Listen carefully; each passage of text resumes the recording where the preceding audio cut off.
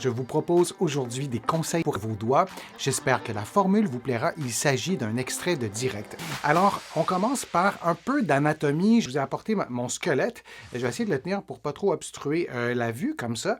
Alors, vous voyez qu'il y a, il y a les os du carpe, les os longs, il y a les phalanges et il y a aussi beaucoup de petits os dans la main. Et lorsque, par exemple, on a de l'arthrite, eh bien, les petits os qui sont ici peuvent aussi être touchés par l'arthrite. Et lorsqu'on regarde notre main, si vous regardez votre main, vous allez plus regarder quelque chose qui ressemble à ça. Je vais essayer de vous le montrer en gros plan. Je ne sais pas si ça va bien fonctionner avec l'éclairage, mais vous voyez, je pense qu'on voit quand même assez bien. Il y a vraiment beaucoup d'éléments dans la main, mais vraiment beaucoup. C'est une partie du corps qui est très dense. Et quand on fait nos exercices, il ne faut pas oublier qu'il y a tout ça. Alors, si j'enlève certains muscles, je vais essayer de le faire pendant que je tiens mon modèle anatomique. Alors, il y a vraiment beaucoup de choses, comme ici, si je peux vous le montrer comme ça. On voit un muscle du petit doigt, les muscles du petit doigt, et il y a vraiment plusieurs couches. Il y a aussi des tissus fibreux, comme on voit ici, en gris. Il y a des tendons. Une particularité des tendons, et je ne vais pas faire 1 heure sur l'anatomie, là, mais une particularité des tendons, c'est qu'ils sont parfois dans des gaines. Et ça, c'est important à se souvenir. Il y a eu des questions sur les déformations des doigts. Les tendons sont dans des gaines, ce qui n'est pas le cas à la grande majorité pour la grande majorité des autres tendons du corps humain. Et lorsque le tendon, qui est lié au muscle, un tendon, ça relie le muscle à l'os. Lorsque le tendon est dans une gaine, s'il y a de l'inflammation, pour résumer vraiment beaucoup, on peut avoir des adhérences et on peut avoir une perte de mobilité, non pas liée à l'ossature, mais liée à une adhérence entre le tendon, par exemple, et d'autres tissus, en particulier la gaine.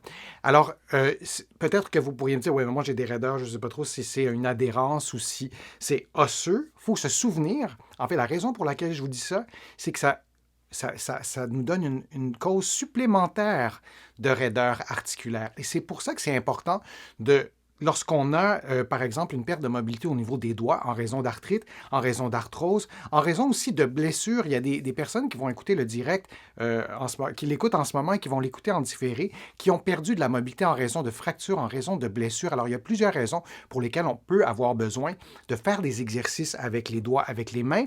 Je vais vous montrer des appareils dans quelques instants. Les musiciens aussi peuvent avoir besoin de prendre soin de leurs mains, les musiciens professionnels, mais les musiciens amateurs aussi. Alors, ces tendons qui sont dans des gaines peuvent être une cause de perte de mobilité et il faut s'en souvenir. Il faut donc aussi prendre soin de nos tendons, de nos doigts, des petites articulations entre les os aussi que je vous ai montré qui sont situées dans la main, où se situent les muscles qui font bouger vos doigts. Ça aussi, c'est important à retenir parce que lorsqu'on fait des exercices de renforcement, et de mobilité ou de souplesse. Le renforcement, bien sûr, s'adresse aux muscles, mais la souplesse et la mobilité s'adressent à la fois à l'ossature, mais à la fois aux muscles. Si j'ai un muscle qui est raide, bien, le problème ne sera pas une articulation spécifique, mais ce sera des raideurs au niveau des muscles. Alors, où se situent vos muscles? Ils se situent, bien sûr, je cherche mon petit modèle anatomique,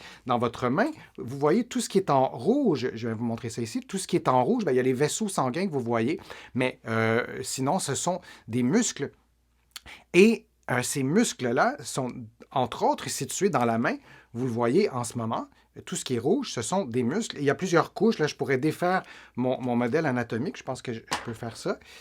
Alors, on a d'autres muscles au niveau du pouce. Si je vous le montre ici. Et aussi, le pouce, c'est une partie du corps qui est fort intéressante au niveau de la biomécanique. Alors, vous voyez ces muscles qui sont là, entre le pouce, par exemple, et l'index, le deuxième doigt.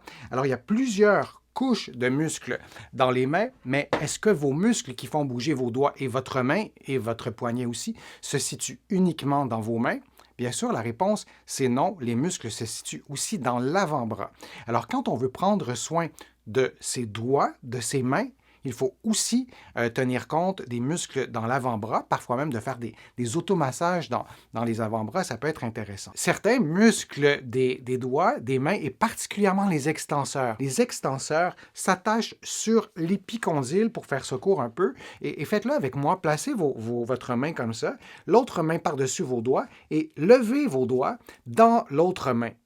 Et vous allez sentir que ça se contracte ici.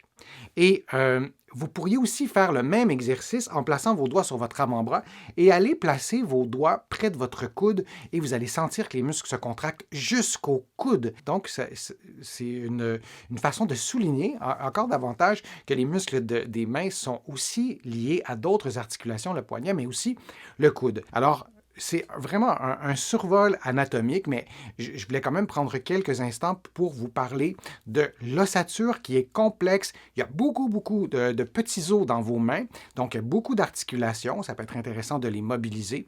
Et c'est la même chose pour les muscles. Et on se souvient que les muscles sont situés aussi dans l'avant-bras. Alors, quand on fait des exercices de souplesse, on doit absolument tenir compte du poignet. Vous pourriez me dire, oui, mais moi, ma raideur, elle est vraiment dans mes doigts, elle n'est pas dans mon poignet. Mais il y a des muscles qui sont liés au poignet et qui sont liés à l'avant-bras. Alors, c'est important de garder ça en tête.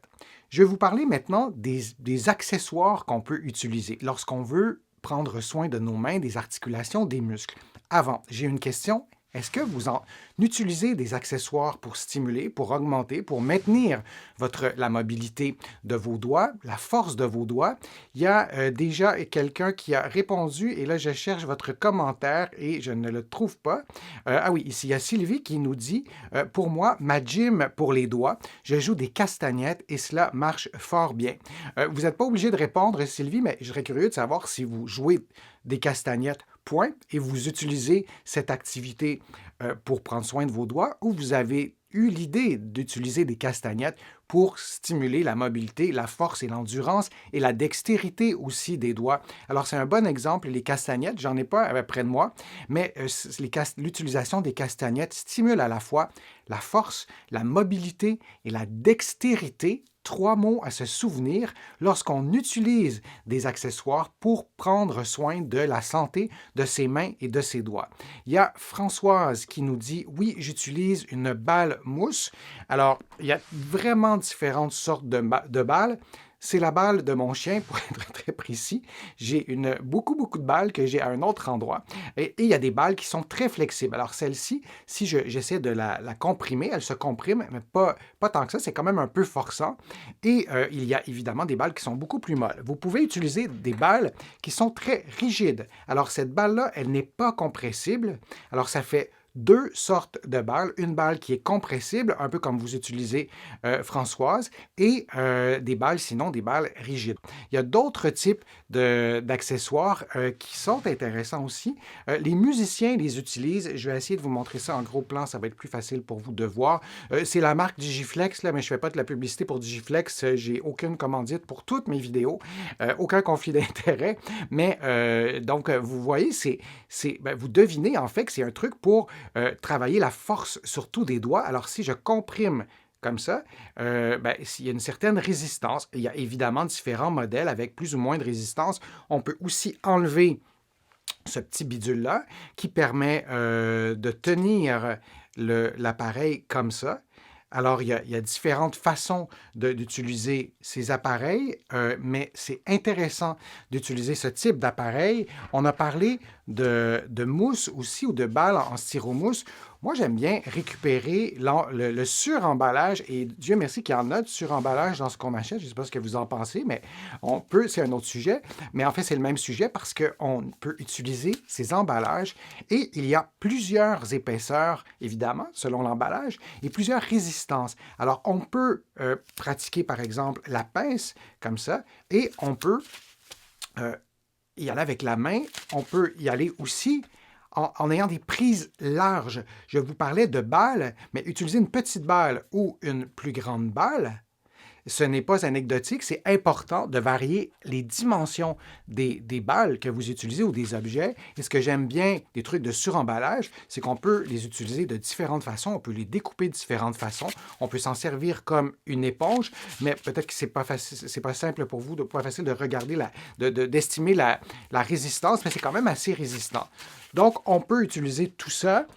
Il y a un groupe musculaire, on va aborder ça dans quelques instants, les extenseurs des doigts, par exemple, lorsqu'on lève les doigts de cette façon-là, c'est parfois difficile de trouver des appareils qui nous aident, qui procurent une résistance pour augmenter l'effort, par exemple, de ces muscles-là. Je vous ai montré mon Digiflex, donc comme ça. Alors, l'accessoire est articulé ici. Alors, je pourrais, et j'espère que ça sera visible, je pourrais, avec mes doigts, faire une extension et appuyer le Digiflex sur mes doigts. Mais ça ne va pas vraiment, c'est pas très pratique de le faire comme ça. Il y a un accessoire que j'aime bien, que vous connaissez probablement, vous me le direz dans les commentaires. Ce sont les bandes élastiques. Il y en a vraiment plusieurs modèles. Encore une fois, on ne fera pas de publicité pour une marque parce que je dirais que les bandes élastiques, une ressemble à une autre. Par contre, il y a différentes résistances. Alors là, il y a vraiment différentes formes de résistance. Et pour travailler les extenseurs, si je vous le montre très rapidement, on peut placer la bande élastique sur l'extrémité des doigts et faire une extension des doigts. Évidemment, il y a une bande élastique, vous ne voyez pas beaucoup, mais je pense que bleu sur noir, vous devez quand même bien voir, et vous faites une extension comme ça, et on peut utiliser cet accessoire-là. On a donc les bandes élastiques, on a les accessoires plus spécialisés, on a les balles aussi qu'on peut utiliser de différents formats, il y a d'autres accessoires, les anneaux.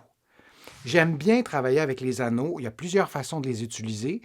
Là aussi, vous pourrez difficilement estimer la rigidité de l'anneau parce que celui-là, il est vraiment très rigide.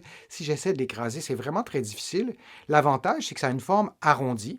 Donc, on peut travailler avec tous les doigts. Et on pourrait aussi travailler la pince pouce-index, par exemple, avec une prise qui est beaucoup plus rapprochée.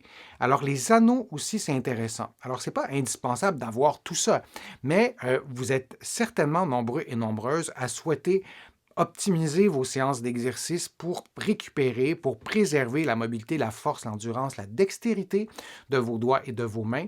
Vous allez être vraiment avantagé dans vos programmes d'exercice en utilisant des accessoires.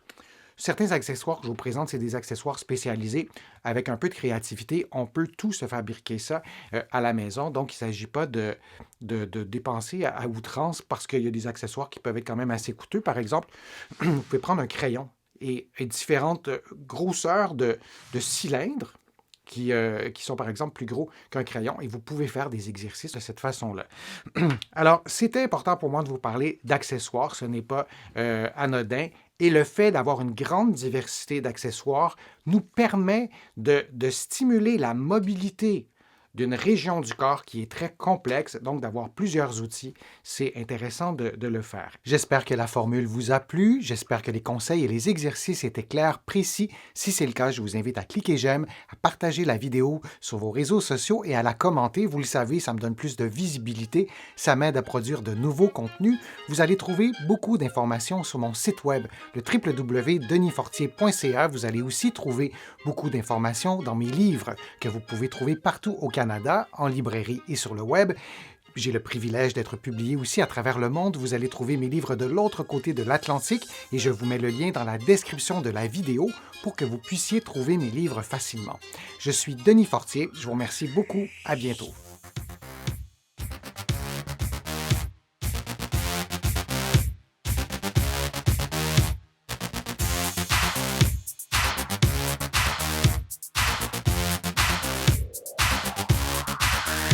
Shh.